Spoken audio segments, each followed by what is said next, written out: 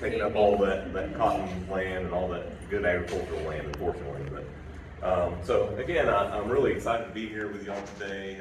This is a presentation that if any of y'all are with the Georgia Garden Clubs and gone to some of the state conferences, I've done this presentation around the state a few times.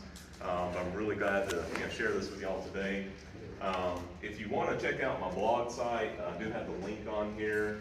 It's called Growing and Mowing in Bartow County is the name of my blog site. And if you want to go back and see some of the videos that I do for the Georgia Farm Monitor, I do have those archived on that website. So you can binge watch the whole thing all in one sitting if you really want to. So again, my name is Paul Pugliese. I had a lot of fun with this presentation title. If you like alliteration, I'm going to see if I can read this to you without stumbling. So the title here is Perils and Pitfalls of Overused Plants, a parody of pests, pathogens, and people. And if that's not enough P's for you, by Paul Pugliese with a degree in PPM. Okay. All right, so that's my presentation for today. So, we all have plants in our landscape that we know some do really well here, and some maybe not so well, and maybe we should consider not using them anymore, right? And we as county agents and extension staff and in the industry, we have these conversations all the time going, should we really be planting these anymore? We just need to get them completely out of the industry and look at some alternatives, right? There's much better choices out there that have fewer insect disease problems, and can be more sustainable in the long run and that sort of thing. So this is my dirty dozen list for today. We're going to talk about these 12 trees and shrubs and a few ornamental plants in there. And if y'all know the Dirty Dozen movie that came out back in the 80s, some of the men in this room can probably appreciate that. We're going to kind of approach it from the Dirty Dozen angle as far as the presentation today. Okay, so when I talk about these different plants, I'm going to use some of this terminology, okay? So you'll see this pop up throughout the presentation on some strong language, okay? Kind of like the Dirty Dozen movie, okay? So I'll try to keep it PG for you all, okay? But it's really hard when we're talking about plants that I love to hate, okay? So let's go into it. My first plant is the knockout rose, okay? That's been around for at least a good 40 years in the industry. It's a solid landscape plant in its time, but it's time to let it go. Okay. If you haven't known or seen in the literature lately and some of the publications that have come out from the University of Georgia, there's a new disease that's going around in roses called the rose rosette virus. Okay. And if you know y'all are master gardeners, you know that viruses, there's nothing we can do to treat for a virus. We can't put a fungicide on it. We can't put a pesticide. We can't cure that, right? And so once a plant gets this infection, it's gonna eventually continue to decline and eventually will die, okay? So this is a problem that's really growing in the industry, and we don't have vaccines for plants, right? Because they don't have an immune system. So I like to joke that they're anti-vaxxers, not that it would do any good. But this particular virus, it is actually spread more commonly by what we do. When we prune plants, we can get the sap on our pruning shears, and if it has that virus in the sap, every plant that we then prune can transmit that virus from one plant to the next. Well, as you can imagine, this is a big problem for the landscape industry, right? How many landscapers do you know take the time to stop, at least between each job site, to decontaminate all their tools, wash them down really good? They're not doing that, right? And so, some of you may not be doing it, okay? You should be, especially if you're growing roses. If you're growing hybrid tea roses and have a really good collection of roses, by golly, I'd be sterilizing my pruners between every single rose in my backyard, because all it takes is one rose, and you can inoculate your whole collection, and they'd be gone, okay? And to make matters worse, this particular virus is also spread by a tiny little irophoid mite. And this mite is so small that you now almost have to have a microscope to see it. But this is a sap-feeding mite, and so obviously if it picks up the sap and moves from one leaf to the next or one plant to the next, it can also carry this virus as well. So a lot of people focus on, well, can we manage spraying for the mite, because that is a vector for this virus, right? So we want to minimize the movement of that mite as much as possible. But the problem with these little mites is, again, they're so tiny, they're really hard to spray because they're hiding up underneath the leaves and all under the bark and that sort of thing and the stems. So they're almost impossible to really control especially in a large-scale landscape. And then they also have this sort of ability to balloon and fly from one plant to the next. They don't actually have wings, but they can catch in the wind and they can get blown around, essentially. If you've ever seen this disease on roses, it's very dramatic. You kind of get this really succulent growth that comes out, and especially the newest growth in the springtime. You get this sort of really gnarly growth where the leaves start really getting sort of strapping and curling. And then the really distinct symptom is where we see this bud proliferation and thorn proliferation. Okay, because normal roses would only have maybe a few thorns on a segment that big, right? But you can see there's thousands of tiny little prolific thorns all up and down that stem. So that's actually a reaction to the virus in the plant. Okay? A lot of people will cut this out and say, well, I've just cut it out and it'll grow back and look good. And it may flush out for a little while and look good for a few months, but it's gonna continue to spread. Once it's in the plant, it's systemic, and it will move into the root system, and the whole plant will ultimately succumb to the disease. Another problem with roses, if you grow any roses, you've probably seen this before in the springtime. It kind of looks like Swiss cheese. Your leaves get chewed and they get really holy. I call this the holy war, okay? Going back to our dirty dozen here. So it's actually a tiny little sawfly larvae that's causing this damage. So sawflies are not true caterpillars. They're actually the larval stage of a wasp.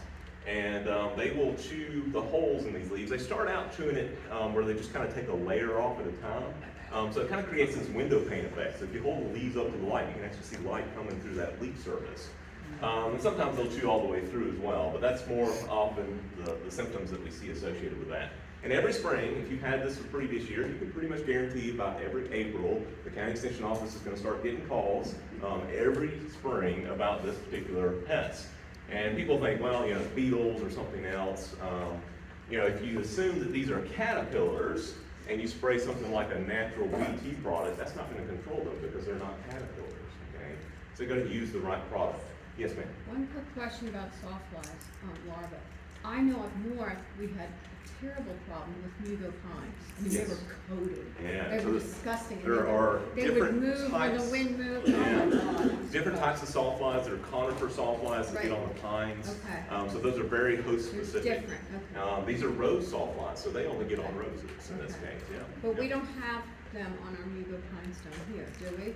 You're just lucky. You haven't seen them yet. Okay. They're around. We do have conifer sawflies in the southeast as well. Okay. Yes, ma'am. So my question on the virus, does it affect other plants in the rose family and apple? Right. So as of right now, the primary host for that virus is roses, true roses. The potential is there that it could potentially cross over to some other related plants, but we haven't seen a lot of that with this particular virus, so this one seems to be very host specific in this case. Yeah. So again, this rose sawfly is something that you may have to deal with. That's another problem that just kind of compounds the virus and everything else that we got going on with roses. Another reason to get rid of your knockout roses.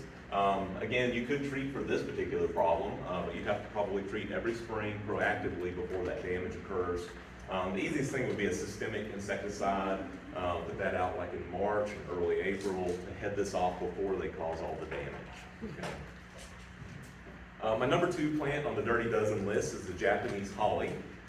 Japanese hollies are kind of a nice foundation plant. They're evergreens that do fairly well in this part of Georgia.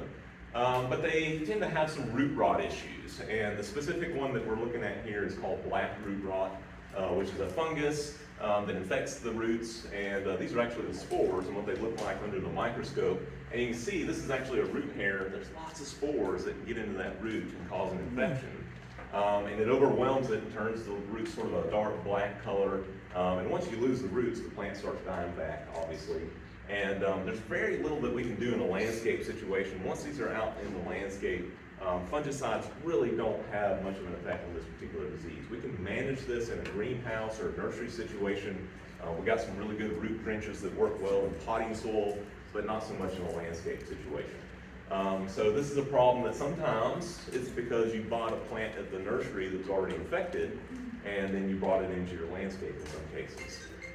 Another issue with this disease is it tends to really favor plants that are stressed. So if we have a lot of heat stress, a lot of drought stress on these plants, they're going to be much more susceptible to this particular disease.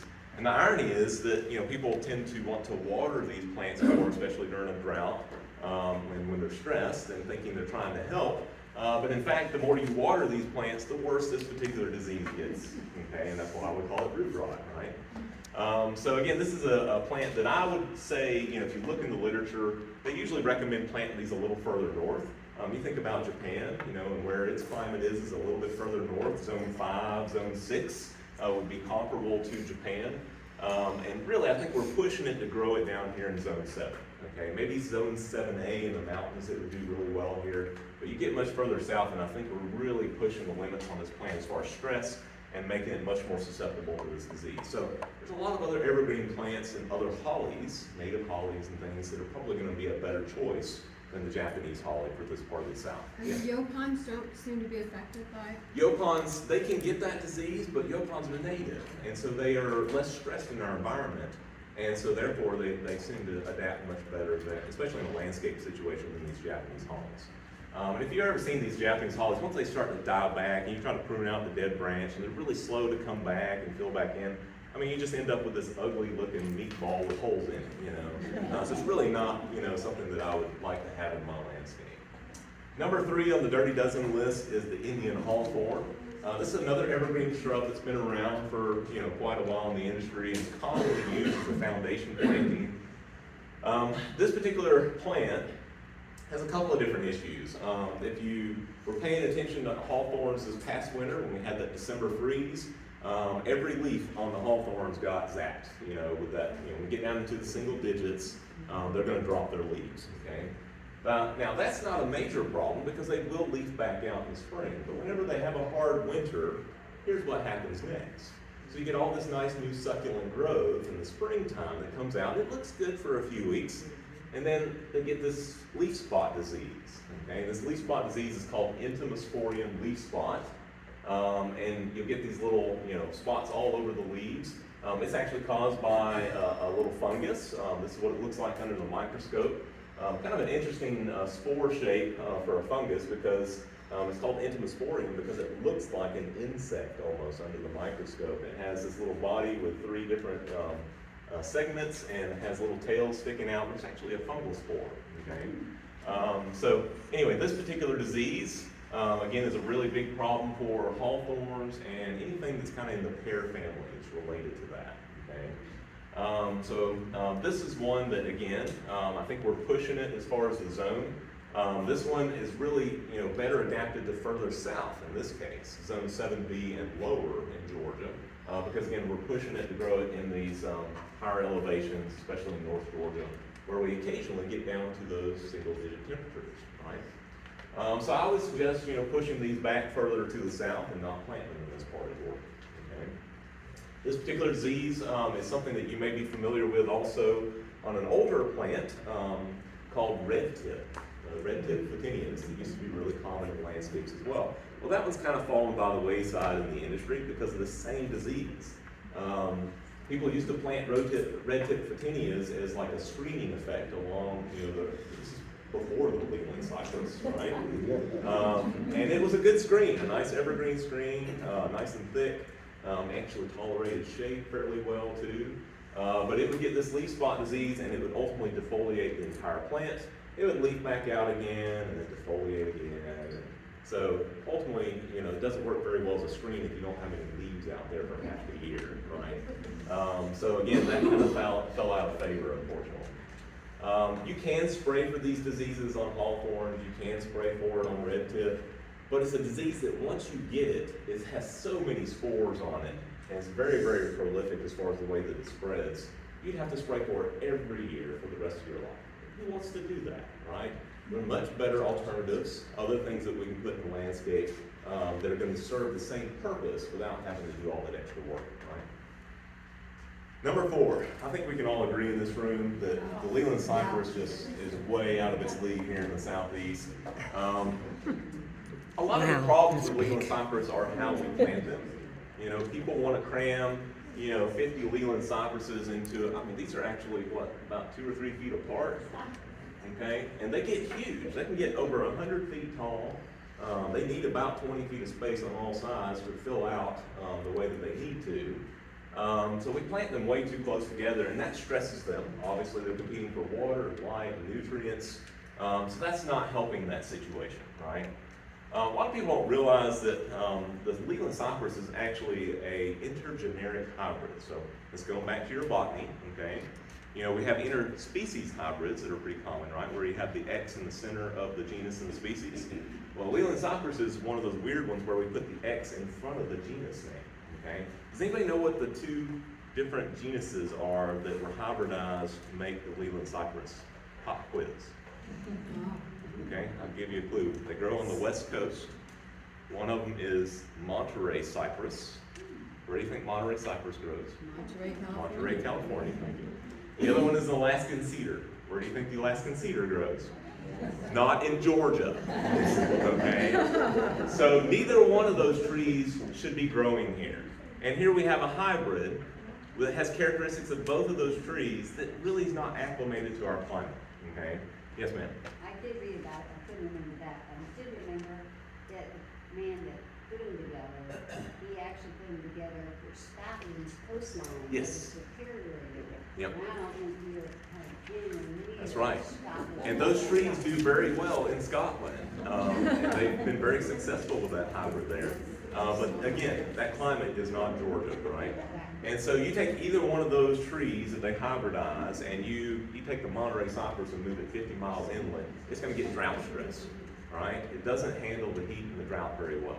And when it does get drought stress, ultimately it's going to be much more susceptible to all these canker diseases that you've seen where they start getting limb dieback, and eventually that will kill the entire tree. So you get these cankers and galls. If you ever look at some of the branches that are dying back really close, you'll see some deformed bark where the bark is sunken in as a lesion. Sometimes you'll see sap bleeding out of those cankers. That's another symptom of that fungal disease. And there's no treatment for this. There's no fungicide or anything that we can spray for a canker disease. And so the only treatment is to cut that out. You know, that branch, if you can catch it early enough, you can cut that and keep it from spreading hopefully to the rest of the tree. Of course, a lot of people just let it go and eventually it gets into the main stem and it kills the whole tree, right? And the other problem with Lelands is, well, when we start cutting branches out, they don't put new branches back. That's a permanent hole in that tree that you can wave at your neighbor. Okay? So again, it kind of defeats the purpose of our screen planting when these things start having all kinds of problems. Okay? Number 5 on my dirty dozen list is the boxwood. Okay, and this one's kind of hard for me because, you know, the boxwood has been a standard part of our landscape for hundreds of years, right? You think about all the southern plantation homes with the big old boxwood parterres that are, you know, 100, 200 years old. We have this in Bartow County. We have several big old plantation homes along the Etowah River. Barnsley Gardens, if you've ever been out there to the old mansion, have a beautiful boxwood garden out there. But this disease is literally wiping out boxwoods across metro Atlanta right now, okay? And right now we don't have a good treatment for this disease, okay? This is a fungal disease, and it has these really weird rod-shaped spores under the microscope. Kind of looks like fiberglass to me, the way it floats around in the water. It's very interesting. But these spores are very interesting because they're very sticky spores, okay? They kind of stick together. You get these little clusters or clumps where they stick together. And when they're producing those spores on the leaves, if something brushes up against those leaves, it's going to stick to whatever walks past it. So that could be your clothes. You're getting spores on your clothes, and you keep, so maybe only one plant was infected, but now you brush up against another boxwood a few feet later, and another one, and you just spread those spores throughout your garden, okay? How many landscapers are taking the time to change their clothes between landscape jobs? It ain't happening, okay? We would love for that to happen, but it's not happening, okay? The other issue is animals. Animals that it sticks to their fur. Cat, if you got a cat or a neighborhood dog or something that's roaming through, you know, your boxwoods, they can bring it from your neighbor's yard really easy, okay? So this is a disease that will eventually defoliate the entire plant, and it will kill it eventually. It's kind of a slow, progressive disease. We have seen boxwoods that may bounce back and try to leaf out again, but eventually it's probably going to catch up with it. Yes, ma'am. Are those spores specific also? Yeah, so this disease is also, and this is true of a lot of diseases, they're gonna be very specific to just boxwoods in this case. There are some other plants that are in the boxwood family, but those are few and far between. So one of the next closest things would be a plant called sweet box. If you've heard of sweet box, that's an unusual evergreen plant that is susceptible. It's also in the boxwood family. But there's really not a lot of other plants in our landscape that are related to boxwoods. Yes? I work at a store called Boxwoods that's in Boxwood, Central for 25 years. Yeah. And they got rid of all the English and American probably 5 or 6 years ago. Yep. Is their customers were losing millions of Yeah. dollars, but they are selling the Korean/Japanese. Korean ones are a little more resistant. Yeah, yeah. So that's something that you could look at as an alternative potentially, or just something that's not a boxwood altogether. Well, there's some great quality alternatives. that Yes, you can- hollies that look a lot like boxwoods, absolutely, yeah. Yeah. How are they dealing with this at Hills and Dales? I don't know about that particular situation. Do they have an outbreak there? Do you know? I don't Or- know. Oh, okay. I don't Well, know. so here's the thing is, once you have this, once you have this disease in your landscape, you're probably not gonna eradicate it, okay? So it's all about prevention, right? So if I had one of those old homes with 200-year-old boxwoods out front, okay? Great example would be Berry College where I went to school. They have, the Ford buildings with all those, really old boxwoods out there. If I was managing that landscape, I'd have a couple of rules, okay? First rule would be no tools from the outside, okay?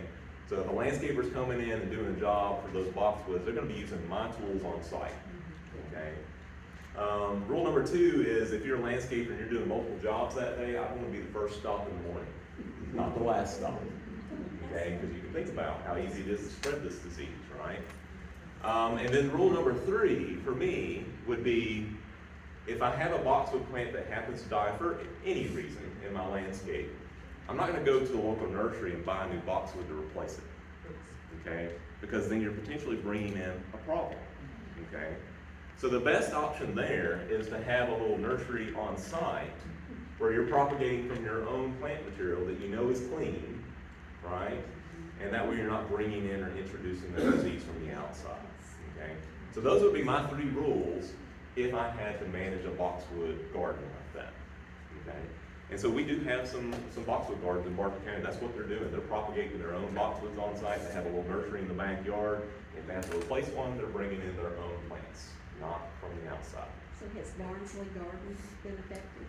They have not gotten this disease yet, but they're doing a really good job of trying to manage that and avoid that disease from being brought in. Yep. And that's a little more of a risky situation because you got so many visitors coming in all the time to a public garden like that, right? And so there's always a risk. There's always the potential out there. Somebody may have one in their backyard that's infected and come visit you, right? So that's something that you have to be aware of. Number 6 on my dirty dozen list, okay, is the flowering cherry. And I'm gonna really pick on the Yoshinos because they're the ones that are really susceptible to this disease. Y'all know, flowering cherry is a beautiful plant, right? In springtime, there's just nothing that has that kind of flower power in the springtime. But if you go around town right now and look at all the flowering cherries, do they have any leaves on them right now? They've all gone dormant, right? Okay? It's all because of this disease called shot hole disease. It literally looks like somebody took a gun and shot holes in all the leaves, okay? So this is actually a fungal disease as well.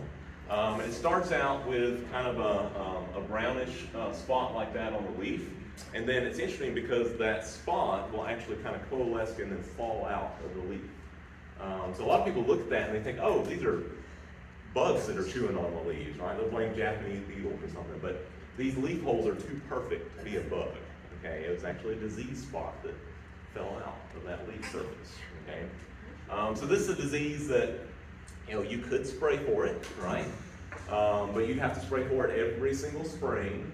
And most of the fungicides that we have to manage this disease only last about 10 to 14 days. So you're gonna have to spray every couple of weeks from spring until at least midsummer to get you through most of the season if you wanted to avoid this disease and retain those leaves longer on the tree, okay? That's a lot of work. And now we're talking about, older trees too. from a practical standpoint, how do you spray a 20, 30 foot tall tree? Right? That gets kind of hard, right, for a lot of homeowners. So the good and bad thing about this disease, the good thing is it's not going to kill your tree overnight. Okay, trees can tolerate, especially older trees, can tolerate this disease very well. If I were going to spray a tree, I'd maybe spray a younger tree, that's still trying to get established, that maybe is still, a little bit shocked from transplanting or something like that, just to give it a little bit of an upper hand while it's getting established for the first few years. But older trees can tolerate it very well. But this disease, eventually, the problem is it will defoliate that tree every single summer, midsummer. And yeah, the tree will shut down and kind of go into an early dormancy. It'll leaf back out next spring, and it'll look fine again, okay? But we're basically taking away about 3 or 4 months of leaf surface on that tree for photosynthesis, right? So that means it's starving for about 3 or 4 months every year. So you can imagine that eventually that's going to catch up with that tree, right? It won't kill it the first year or the second year. It takes a long time. The other problem is when you defoliate a cherry tree in the middle of summer, cherry trees have a very thin bark characteristic. And I wish I had some photos in here. I need to add this. But we see bark splitting and cracking on cherries quite often, right, because of that thin bark characteristic. It tends to be worse on the southern or western side of that tree where you get a lot more sun exposure. Well, guess what? If it doesn't have any leaves in the middle of August, it's going to get sun exposure on all sides. So we're going to see those trees get bark splitting. And again, that's something that won't kill the tree overnight, but it's progressive over time. It's going to shorten the life of that tree. And more often than not, that's not going to heal, and then you're going to get secondary infections from wood rotting organisms. You're going to get, beetles getting in there, ambrosia beetles and things like that that are ultimately going to take that tree out, okay? Yeah, you can spray it, you can baby it, but these trees are short-lived. And I tell folks, if you plant any of the ornamental cherries in your landscape, think of it as a specimen tree that you're going to replace every 20 years. Because that's going to be about the lifespan. 20, 25 years is kind of the average for these trees, especially in the southeast. Yes, ma'am? I was wondering what you were talking about President Biden. What's he gonna do? About these trees? I mean, they're all over DC, aren't they? Yeah. Yeah. The Cherry Blossom Festival, that sort of thing.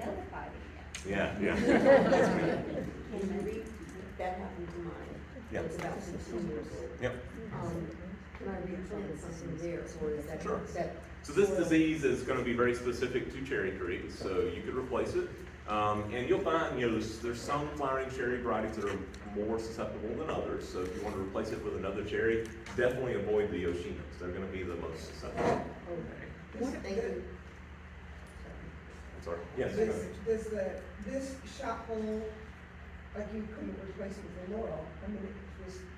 So this disease, yeah, you beat me to the punchline. So it does affect other things that are in the cherry or cherry laurel family. Another really good example of that is the autoleucon cherry laurels, which is a sort of a shrub that's an evergreen plant here. And it gets really dramatic holes from shot hole disease, okay? It almost looks like you took an actual cannon and shot it through that leaf, okay? So if you want to get chewed out, like the Dirty Dozen, that's what it's going to look like. And again, this is a disease that I wouldn't even plant cherry laurels because they're so susceptible to this disease. They can tolerate it really well, but they're going to look like that all the time. They're never going to look good. And they're evergreen leaves, so once they get chewed out, they're going to hold that chewed out ugly leaf for at least 3 years before it sheds it. So it's going to be just constant Swiss cheese out there. Yes? The other cherries that are most predominant, I forget the names of them off the top of my head, but they're heavily planted also, because they Right. bloom at 3 different times That's right. of Yep. years. What are their names, and are they heavily affected? So like the Kwanzan cherries are one of the more popular ones. That one, it can get the disease, but it's not nearly as bad as it is on Yoshino. So it's Okay. going to retain those leaves a lot longer in the summer. I would, don't put them in full sun, especially with a southern or western exposure where if they do happen to defoliate, you don't want that bark splitting and cracking occurring with that extra sun exposure. But there's a third one also. that's- I'm drawing a blank on the girl. You So were am really I. testing me this morning. I'm Yep, sorry, yep, but- Yep. So we can look that one up for you. Okay. Yes, ma'am. Is there a tree that you suggest planting instead of cherries? If you really like a spring? A spring flowering tree. Can you repeat the question? Yeah, so a replacement or an alternative for these types of cherry trees that gives you the flower power that you're looking for. Don't go with pears or Bradford pears, they flower really well, but that's not a good Coming up choice. too, I guess. So I'm trying to think of, something like a, drawing a blank, a Amalanchier, which is, like Washington or the Hawthorn. They're really hard to find. Yeah, they're a good super spring hard to flower, find. but they're hard to find in the industry, And yeah. then the red bud, which is native. Red buds are a good spring flowering plant, much smaller tree. If you want a small tree for replacement, that's a good choice. Yeah, yeah. So anything. And it's native. And it is native, yes. Yeah. It doesn't get all these issues. Yeah. Number 7 on my dirty dozen list is the Bradford pear. Okay, Why is so- that not number 1? Well, it's dead already. It just doesn't know it yet. This is another tree that'll hang around for about 20 or 30 years if you're lucky, right? But they have this really weak branch angle, right, where they have all these trunks that are kind of close together, and ultimately it's just the right wind that they're waiting for that'll come through town and they'll split apart. Okay, they self-destruct. So this is a tree that it's a problem from the day you plant it. And yeah, in theory, if you had somebody, an arborist out there pruning that tree and training that tree like you do a fruit tree every year, yeah, you could have a really strong branch structure, but who takes the time to do that on a Bradford pear? That's a lot of tedious work as far as trying to tree train from day one, right? Again, people aren't gonna train them right. Use this, if you wanna use it as a specimen tree, it's gonna be short-lived. And then there's some other issues with Bradford pears that we're starting to see. They have the ability sometimes to revert back to a wild type called the calorie pear. If you've ever seen these. And this happens for a couple of different reasons. One, these are grafted trees, right? So they grafted onto a different rootstock, which is a wild calorie pear typically. And so when you cut down the tree that's self-destructed at age 20, what comes back is these little root suckers from the stumps. And people, if they're not paying attention, those root suckers will grow out, and you'll end up with a pear tree that has thorns that are 3 inches long on it. And we have this problem where now these wild pears are spreading and taking over good agricultural land. We have a field down the road from my house that somebody else owns, and there's hundreds of acres of wild calorie pears that have taken over that farm. And you can't drive a tractor out there because it'll punch holes in the tractor top. That's how big those thorns are. What are they native to? What are cow? They're native to northern China and Korea originally. Yeah. So again, this is not a pear tree that we want growing here because it's an invasive species. And the last thing we want is one to revert back from a stump. So it's when you cut down your Bradford pear tree at some point, make sure you paint the stump with an herbicide. Okay, and that'll keep it from hopefully growing back to those stump sprouts. And the sooner you can cut them down, the better, in my opinion. So, yes. You got a question? Okay. And by the way, if you have a really big stump, you don't have to paint the whole stump with that herbicide. You only have to paint like the outer inch around the edge because that's the only part that's alive on that tree, and it'll take that, especially a systemic herbicide like glyphosate, will move into the root system and kill the entire root system. And we don't dilute this out. We put it on full strength with the strongest herbicide you can find, like a 40% concentrate, just paint it around the edge, and that'll finish it off. Okay, pretty easy. Yes, ma'am? I used to live in Westerville, Ohio on 2 different occasions. Westerville, Ohio is known as the Bradford capital of the world. Unfortunately, yes, yes. Are you familiar with Yeah, that I've heard town? about that, yeah. I mean, it looks beautiful, but you have to put a clothespin on your nose. Well, that's another redeeming Stinks. characteristic of Bradford pears, is they smell like fish when they bloom. That's So right. it's not a really pleasant My smell. neighbor has them across the Yep. street. Oh, they're horrible. All right. Just a fun fact. Number 8 on my hit list here for the Dirty Dozen is dogwood. Unfortunately, dogwood is one of our native, favorites, right?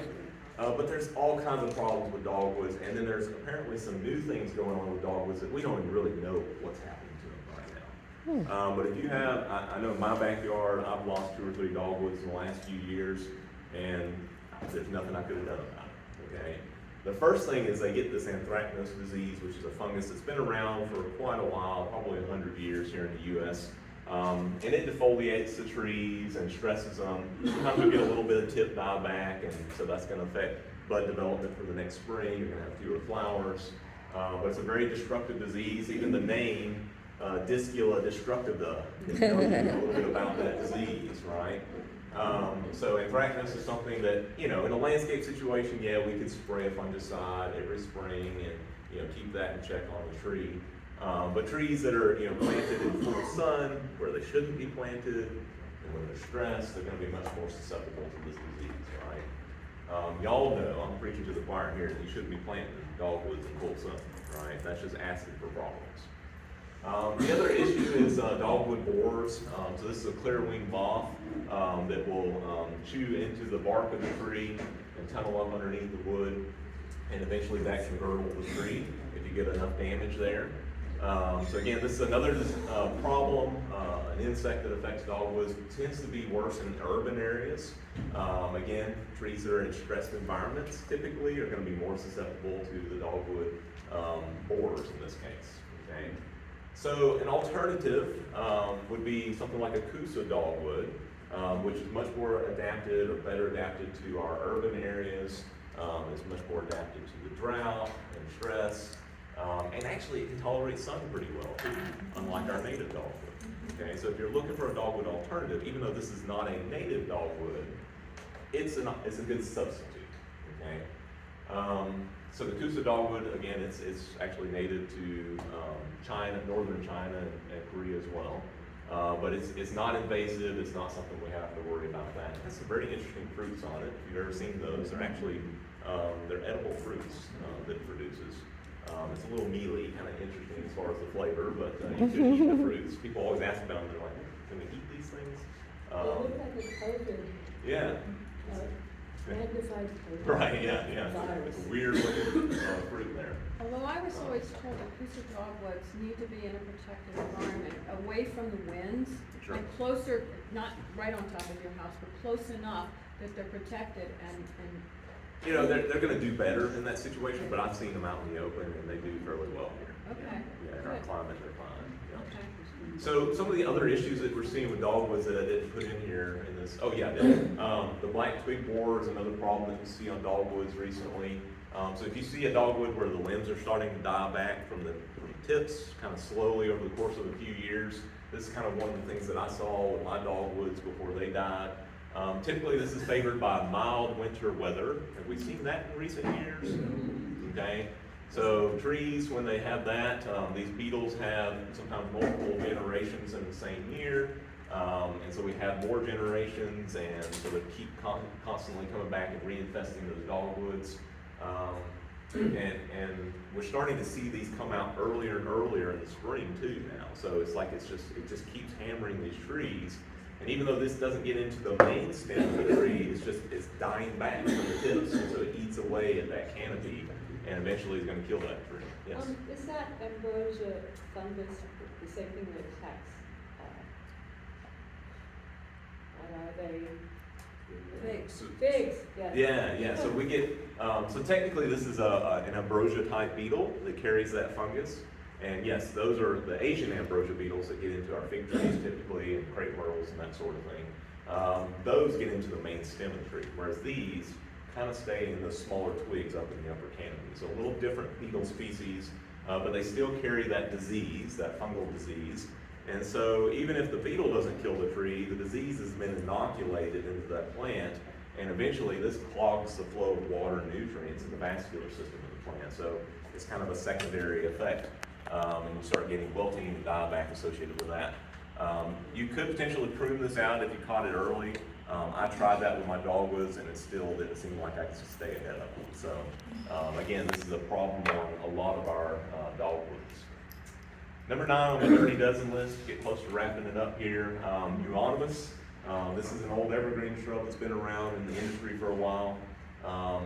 These are a lot of times used for foundation plantings as well. They get these scale insects, and it's called Euonymus scale because they love Euonymus. Okay? And if you ever seen scales, they're a sedentary insect. You know, once they stick to the leaf and start feeding, they don't move for the rest of their life. Okay? And they're literally sucking the life out of that plant as far as water and nutrients. It's going to stress that plant. When it gets to the point where the stems are white and it looks like snow, you've kind of waited too long at that point. There's nothing, you can't put enough insecticide on that to kill all those scales. Okay? And unfortunately, a lot of the insecticides that we do have don't really penetrate that hard scale. They have sort of a shell-like covering, a waxy covering, where the pesticides really don't even penetrate that. We can kill the crawler stage when they first hatch out in the spring for a few weeks. That's just killing the babies, you know, at that point. So if you got a plant that's this heavily infested, I would cut out as much of that plant material, burn it or haul it off and get it out of your landscape. Or just get rid of the plant altogether, right? Because more than likely, even if you did a good job of pruning this out and spraying it and trying to manage it, it's probably going to come back sooner or later. These scales commonly are transported by birds. It sticks to their feet, and whenever they land on another shrub, they're moving this to all the euonymus in your neighborhood. They also get powdery mildew, just to add one more thing to the problem list, right? This is not something that'll kill the plant, but it's very unsightly on euonymus, and they're very, very susceptible to this disease. Again, you could spray for this, but it's not something that you want to have to keep spraying for year after year. So look at alternatives there. Number 10 on my list is the impatient. Impatiens have a new disease that's been around for a few years now called downy mildew. And this is a fungal disease. If you ever get it, it'll defoliate the whole plant. You can flip the leaves over and you see this powdery growth on the underneath side of the leaves. And again, that's something that is a big problem in the industry. In fact, it was so bad several years ago, a lot of nurseries and landscapers just stopped growing them and stopped putting them in the landscape. But you're starting to slowly see them come back into nurseries and greenhouses because there's so much demand in the industry for impatiens. So again, this is something that there's always a chance that it could come and show up in your neighborhood at any day. Yeah. Any varieties that are less susceptible? Yeah, so some of the like New Guinea impatiens and things like that are much less How susceptible. tolerant? How tolerant? Real tolerant. I think the New Guineas are like they'll tolerate it just fine. Yeah. But they don't want this. They won't respond. Right, so it's kind of a different plant, so it doesn't really replace our impatiens that tolerate shade better. Yeah, in that sense. Yeah. But they're still selling. Oh, they're After selling. like 3 years or so, all Yeah. of a sudden you saw them come back. Yeah. Because we had to be, I remember, we were asked to be the broadcasters of that information. I used to tell people at Yeah. Home Depot and Lowe's. So I "Go think, buy 'em." hopefully nurseries took a time out long enough to get the spores and inoculum out of their greenhouse operations. So, hopefully they're producing clean plants now, because at that point they were sending out plants that may have been infected. So if they cleaned up their act, hopefully you're buying clean plants and not bringing it into your landscape. That's kind of the best case scenario. So if you never had it before and you're getting good, clean plants from the nursery, then maybe you can get away with planting, some now. But again, just realize that if you ever get this is what it looks like, and there's no recourse. It's going to kill all of it. Yes, ma'am. Well, I stopped buying about 3 years ago, and then I bought some this year just as a trial. Yeah. And they're doing extremely well, and the Doing well, okay. butterflies Yeah. are just. Yeah. Okay. So inspect your plants. When you buy them, look on the underside of the leaves. If you see any leaves that look kind of, suspect, Yeah. turn it So I over. think they're really That's where you're going to working see on the it. spores, right? So check your plants before you buy them. Yep. All right, number 11 on my dirty dozen list is the American elm. The American elm, of course, it had its day. Was one of the most common urban trees planted throughout the entire United States. Every major city has an elm street, right? Because the American elm was a very popular city tree. And the reason why it's a popular tree is because it has those high raised canopies that are great for street signs and sidewalks, great for pedestrian access and that sort of thing. But they were wiped out in the 1950s by Dutch elm disease, if you recall. And the American elm really has no resistance to that particular disease, unfortunately. And the main vector for that disease, interestingly enough, is this beetle. They actually get a bark beetle. Not the same thing as a pine bark beetle. This is an elm bark beetle, okay? And these tunnel up underneath the bark. If you ever pull the bark off of a tree that's infested, that's kind of what the tunneling looks like. It's a very distinct tunneling pattern underneath that bark layer. But, you know, these, because they carry that disease, that was, you know, one of the main problems with trying to manage that disease is they would fly from tree to tree and inoculate every tree down the street, right? But they have bred new American elm varieties that are now resistant to the disease. So you've probably seen some of these, like the Princeton elm has been on the market for several years now. And so they tolerate the disease very well. But even though they're resistant to the disease, guess what? They can still get bark beetles. And the bark beetles can kill them just as fast as the disease, okay? Remember we were talking about the ambrosia beetles earlier, where we're seeing more generations per year, and they're coming out early and early in the spring because of the mild winter weather? Guess what these guys are doing? The exact same thing.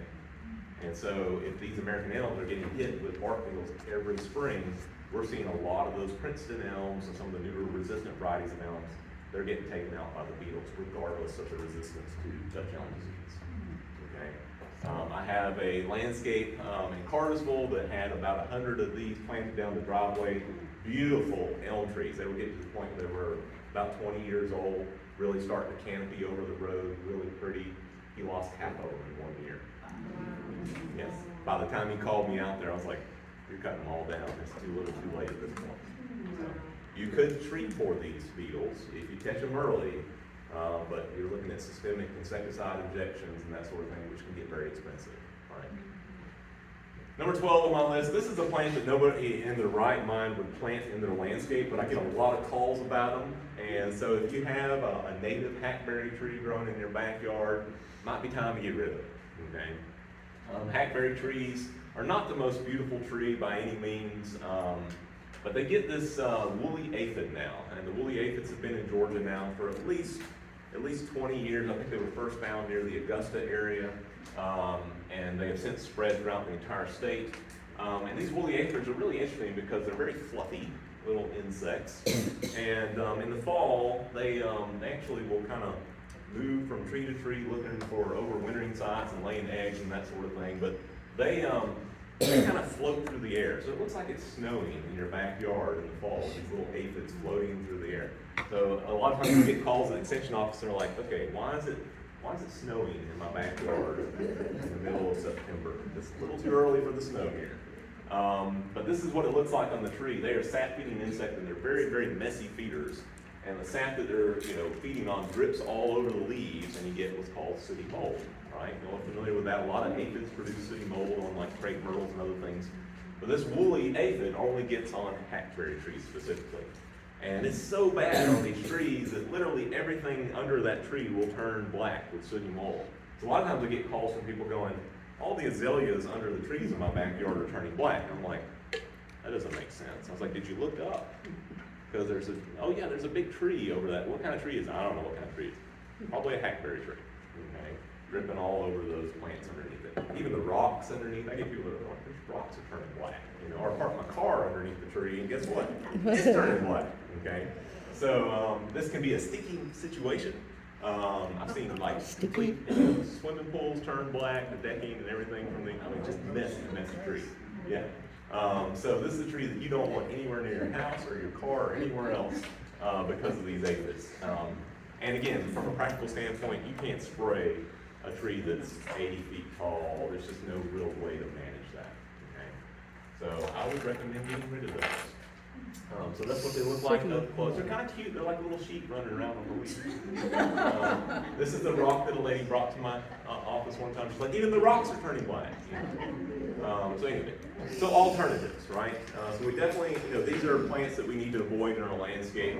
There's a lot of good alternatives out there. I try to, I really like to look at native trees as much as possible. But there's some other things that are not natives on here, things like ginkgo trees that are really tough trees and don't have a lot of problems. River birch is a good, shade tree. Maybe that's a good alternative for the elms in our landscape situations.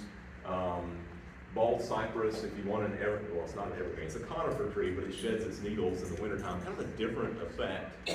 Has some interesting fall color on the needles with the bald cypress. I think that one's actually underutilized in the landscape. That's really a good landscape tree in a lot of ways.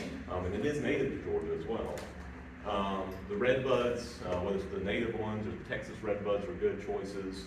Zelkovas are in the elm family, but they don't get all the same problems that the American elms get. Lacebark elm is another one that's a good alternative. Maples, I'm kind of torn on maples. Maples are a great tree in a landscape if you put them in the right place.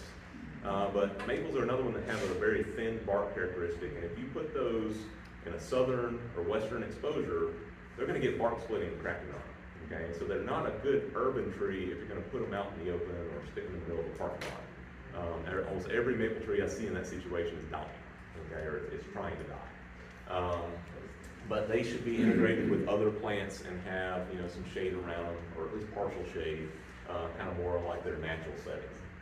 A lot of shrubs that we can look at as far as alternatives. A lot of evergreens.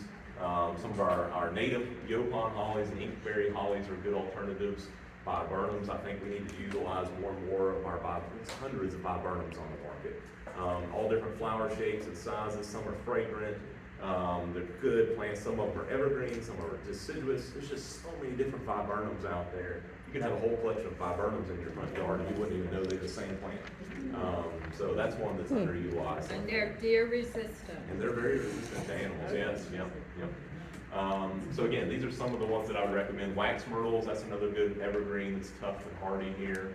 Abelias, there's a lot of new abelia hybrids on the market with just amazing color variations out there. They're really good, tough plants. They did defoliate this winter. That's the first time I've ever seen abelias totally defoliate, but they came right back without missing a beat this spring. And then actually, I cut my back and they look even better than they did before. So that's a tough plant, a good tough plant. So anyway, y'all are familiar with a lot of those plants, but again, we need to look at alternatives and not recommend the same old stuff that we've been doing for the last 30 years. Okay?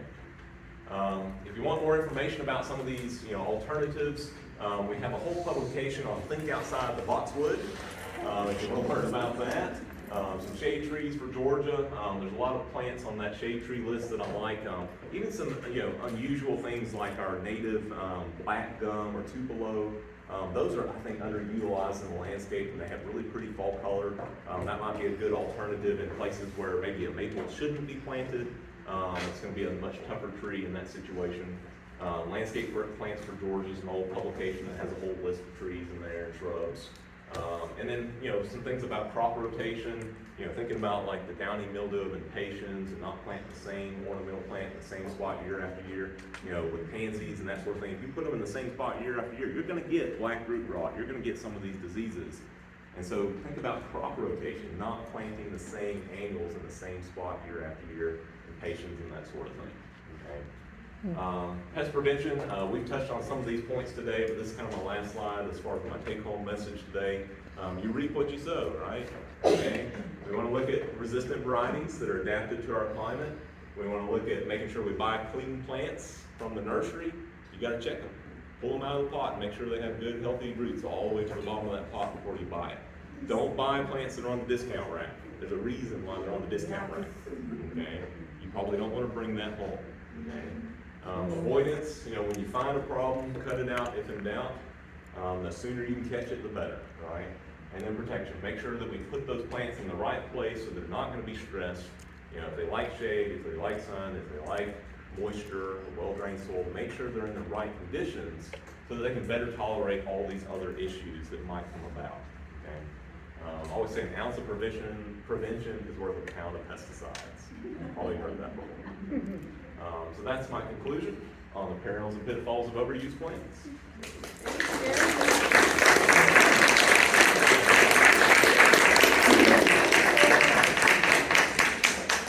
We appreciate you taking questions as we went. I know we kind of drug the talk out, but this group always has lots of questions. Lots of good questions, yeah. Thank you very Very much good. for showing up and being so My pleasure, yeah.